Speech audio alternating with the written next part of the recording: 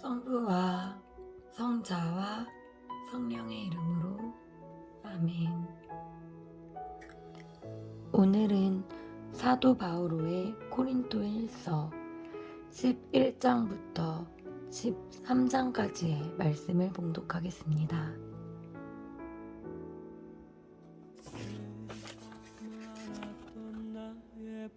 길이요 진리요 생명이신 스승 예수 그리스도님, 저희가 성 바오로 사도와 교회의 정신으로 당신 사랑의 숭고한 지식을 깨닫게 하소서. 당신의 성령을 보내시어 당신이 설교한 것을 저희에게 가르치고 깨우쳐 주소서. 아멘. 고린도일서 11장.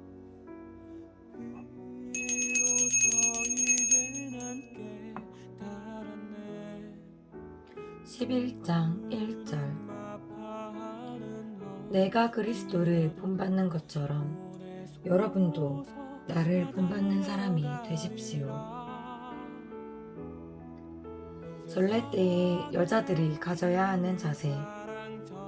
11장 2절에서 16절. 나는 여러분을 칭찬합니다.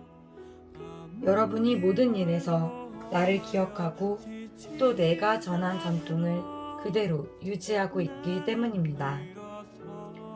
그런데 모든 남자의 머리는 그리스도이시고 아내의 머리는 남편이며 그리스도의 머리는 하느님이시라는 사실을 여러분이 알기를 바랍니다.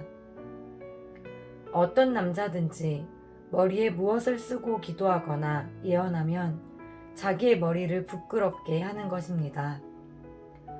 그러나 어떠한 여자든지 머리를 가리지 않고 기도하거나 예언하면 자기의 머리를 부끄럽게 하는 것입니다. 그러한 여자는 머리가 깎인 여자와 똑같습니다. 여자가 머리를 가리지 않으려면 아예 머리를 밀어버리십시오. 머리를 밀거나 깎는 것이 여자에게 부끄러운 일이라면 머리를 가리십시오. 남자는 하느님의 모상이며 영광이기 때문에 머리를 가려서는 안 됩니다. 여자는 남자의 영광입니다. 사실 남자가 여자에게서 나온 것이 아니라 여자가 남자에게서 나왔습니다. 또한 남자가 여자를 위하여 창조된 것이 아니라 여자가 남자를 위하여 창조되었습니다. 그러므로 여자는 천사들을 생각하여 그 머리에 권한의 표지를 지니고 있어야 합니다. 그러나 주님 안에서는 남자 없이 여자가 있을 수 없고 여자 없이 남자가 있을 수 없습니다. 여자가 남자에게서 나온 것과 마찬가지로 남자도 여자를 통하여 태어나기 때문입니다. 그러나 모든 것이 하느님에게서 나옵니다. 여러분 스스로 판단해 보십시오. 여자가 머리를 가리지 않고 하느님께 기도하는 것이 어울리는 일입니까? 이미 자연이 여러분에게 가르쳐 주지 않습니까? 남자가 긴 머리를 하고 다니면 자기에게 수치가 되지만 여자가 긴 머리를 하고 다니면 자기에게 영광이 된다는 것입니다. 여자는 너울 대신에 긴 머리를 받았기 때문입니다. 누가 논쟁을 벌이고 싶어 할지도 모르겠지만 우리에게는 그러한 관습이 없고 하느님의 교회에도 없습니다. 주님의 만찬 11장 17절에서 34절. 이제 내가 지시하려는 문제와 관련해서는 여러분을 칭찬할 수가 없습니다. 여러분의 모임이 이익이 아니라 해를 끼치기 때문입니다. 우선 여러분이 교회 모임을 가질 때에 여러분 가운데에 분열이 있다는 말이 들리는데 나는 그것이 어느 정도 사실이라고 믿습니다. 하기야 여러분 가운데에 분파도 있어야 참된 이들이 드러날 것입니다. 그렇지만 여러분이 한데 모여서 먹는 것은 주님의 만찬이 아닙니다. 그것을 먹을 때 저마다 먼저 자기 것으로 저녁 식사를 하기 때문에 어떤 이는 배가 고프고 어떤 이는 술에 취합니다. 여러분은 먹고 마실 집이 없다는 말입니까? 아니면 하느님의 교회를 업신여기고 가진 것 없는 이들을 부끄럽게 하려는 것입니까? 내가 여러분에게 무슨 말을 해야겠습니까? 여러분을 칭찬해야 하겠습니까? 이 점에서는 칭찬할 수가 없습니다. 사실 나는 주님에게서 받은 것을 여러분에게도 전해주었습니다. 곧 주 예수님께서는 잡히시던 날 밤에 빵을 들고 감사를 드리신 다음 그것을 떼어주시며 말씀하셨습니다. 이는 너희를 위한 내 몸이다. 너희는 나를 기억하여 이를 행하여라. 또 만찬을 드신 뒤에 같은 모양으로 잔을 들어 말씀하셨습니다. 이 잔은 내 피로 맺는 새 계약이다.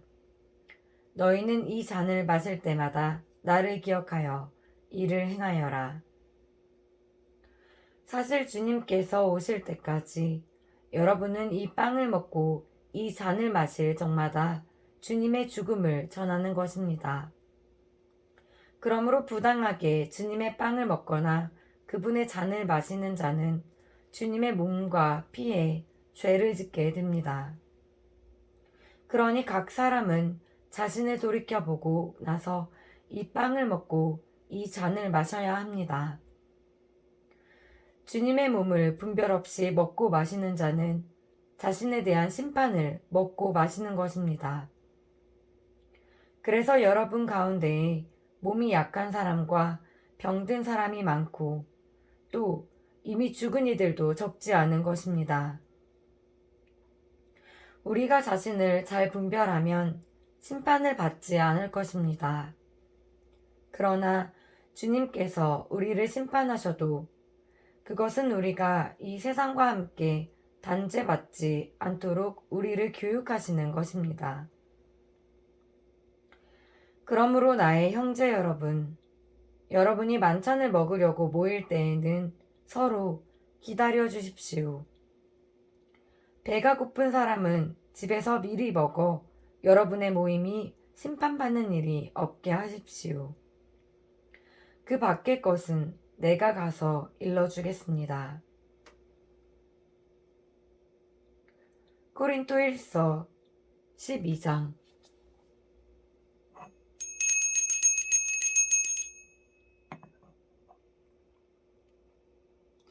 하나이신 성령과 여러 은사.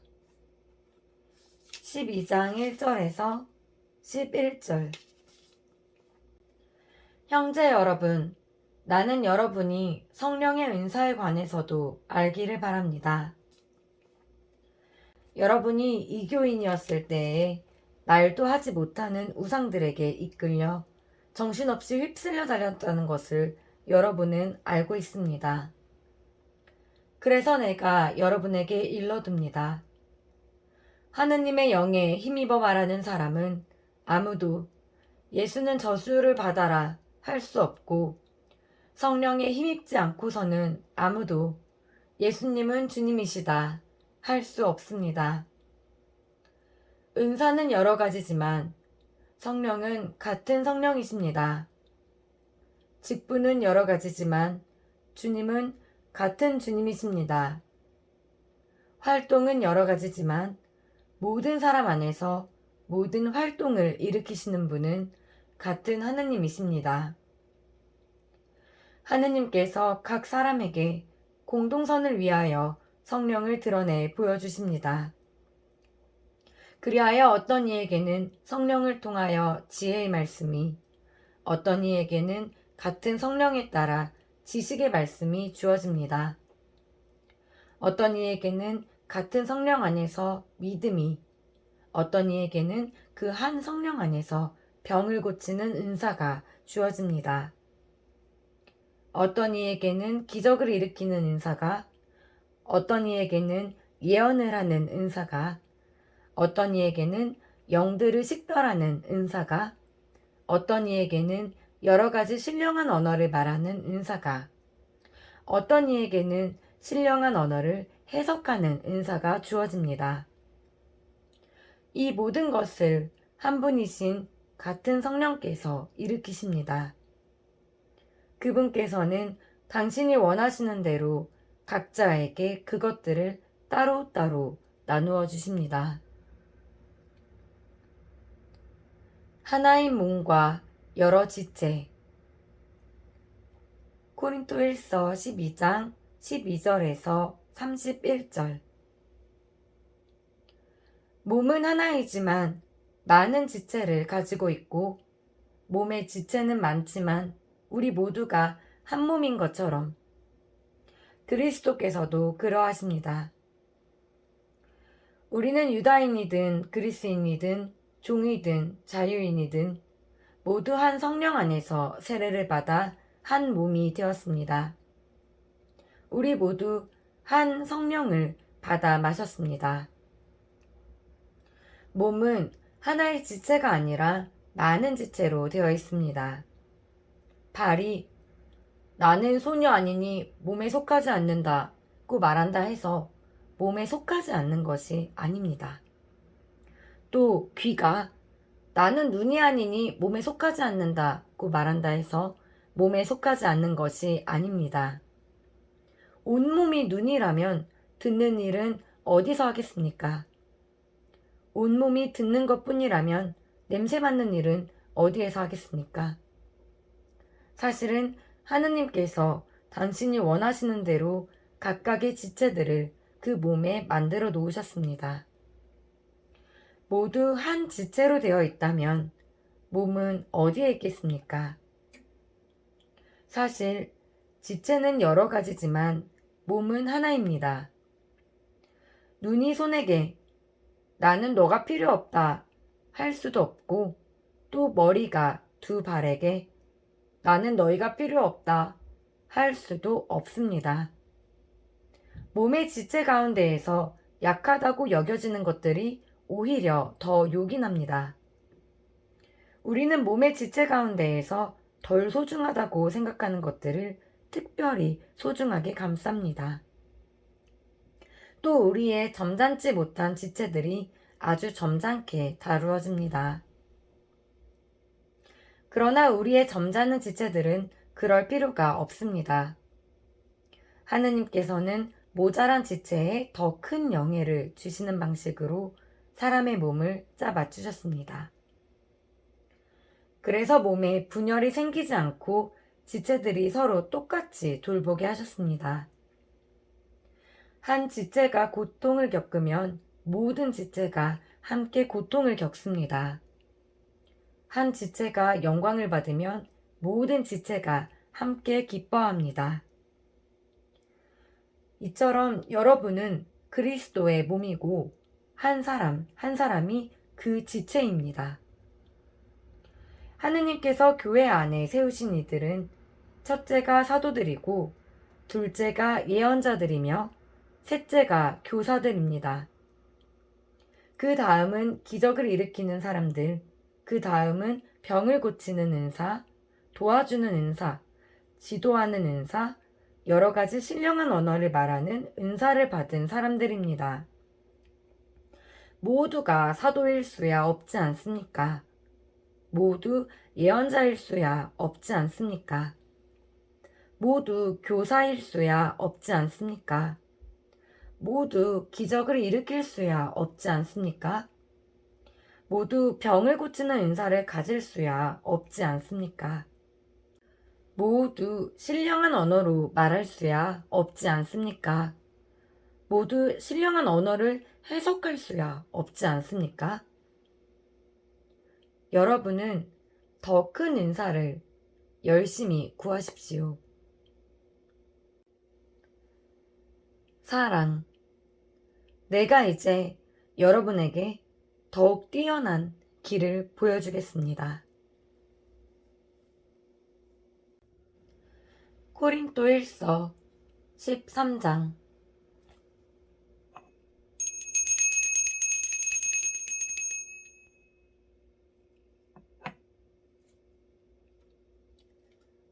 13장 1절에서 13절. 내가 인간의 여러 언어와 천사의 언어로 말한다 하여도 나에게 사랑이 없으면 나는 요란한 증이나 소란한 꽹과리에 지나지 않습니다. 내가 예언하는 능력이 있고 모든 신비와 모든 지식을 깨닫고 산을 옮길 수 있는 큰 믿음이 있다 하여도 나에게 사랑이 없으면 나는 아무것도 아닙니다. 내가 모든 재산을 나누어 주고 내 몸까지 자랑스레 넘겨준다 하여도 나에게 사랑이 없으면 나에게는 아무 소용이 없습니다. 사랑은 참고 기다립니다. 사랑은 친절합니다. 사랑은 시기하지 않고 뽐내지 않으며 교만하지 않습니다. 사랑은 무례하지 않고 자기 이익을 추구하지 않으며 성을 내지 않고 앙심을 품지 않습니다. 사랑은 불의에 기뻐하지 않고 진실을 두고 함께 기뻐합니다. 사랑은 모든 것을 덮어주고 모든 것을 믿으며 모든 것을 바라고 모든 것을 견디어 냅니다. 사랑은 언제까지나 쓰러지지 않습니다. 예언도 없어지고 신령한 언어도 그치고 지식도 없어집니다. 우리는 부분적으로 알고 부분적으로 예언합니다. 그러나 온전한 것이 오면 부분적인 것은 없어집니다. 내가 아이였을 때에는 아이처럼 말하고 아이처럼 생각하고 아이처럼 헤아렸습니다. 그러나 어른이 되어서는 아이적의 것들을 그만두었습니다. 우리가 지금은 거울에 비친 모습처럼 어렴풋이 보지만 그때에는 얼굴과 얼굴을 마주 볼 것입니다. 내가 지금은 부분적으로 알지만 그때에는 하느님께서 나를 온전히 아시듯 나도 온전히 알게 될 것입니다. 그러므로 이제 믿음과 희망과 사랑, 이 세 가지는 계속됩니다. 그 가운데에서 으뜸은 사랑입니다. 주님의 말씀입니다. 하느님 감사합니다.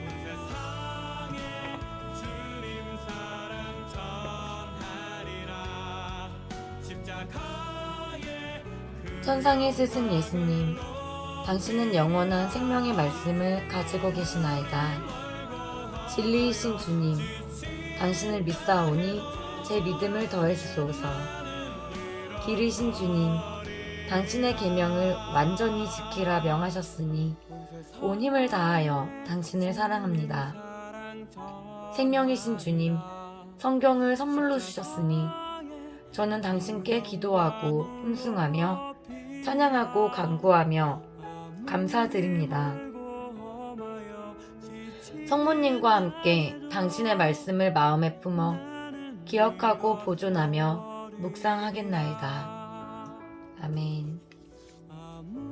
성부와 성자와 성령의 이름으로 아멘. 하느님 감사합니다.